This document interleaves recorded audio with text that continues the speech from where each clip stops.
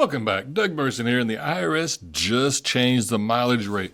What does that mean for you? What did change? What didn't change? Stay tuned and I'll get right to it. Okay, so what didn't change? Well, first of all, charitable mileage did not change. It is still stuck at 14 cents a mile, and that's ridiculous, but it's still there. What about medical? Medical also did not change. It's still at 23.5 cents. You say, Doug, why didn't it change?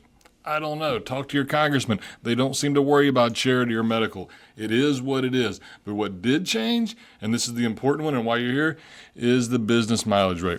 The business mileage rate just moved to 76 cents a mile. And this is a big deal, and it's going to create some complications, so stick with me. Because in January, the mileage rate was 72.5 cents. Now, we haven't had a deal like this since, I don't know, I think it was about 2022. So how this is going to work is from January 1st to June 30th, you're going to have to track your mileage separate for that 6 months. And then from July 1st to December 31st, that's going to be a different set of mileage. And no, you can't just take your total mileage and divide it in two, because we all know that's not really what happened. And if you do, you're basically telling the IRS, guess what? I'm guessing. They already think you're guessing, but now you're telling them you're guessing, and we don't want to do that. So let's really track our mileage. But that's what it is. 72.5 cents for the first half of the year, 76 for the last half of the year. But today, guys, you don't want to take this for granted. This is something the IRS is going to be one of the top things on their list. If they audit you, they're going to ask for your mileage log. Every audit I've been in that had mileage, they want to see the mileage log. Why? Because they know, just like I do, that you probably don't have one, and you've been guessing all along. And if you do that, they're going to toss it, and then we're going to be trying to fight to get some mileage back in. And today, I'll be honest, that's just stupid.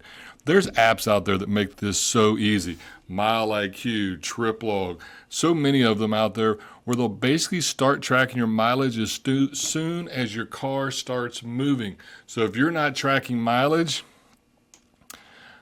that's just silly, all right? That's just silly. There's no point in that in today's world. So track your mileage, get an app. Let's lock down this thing, because look, if it's 76 cents a mile and you have 10,000 miles, that's a $7,600 deduction for the last half of the year.